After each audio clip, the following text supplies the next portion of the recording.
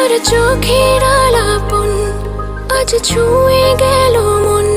কি ভাষায় লিখি তোর রচনা।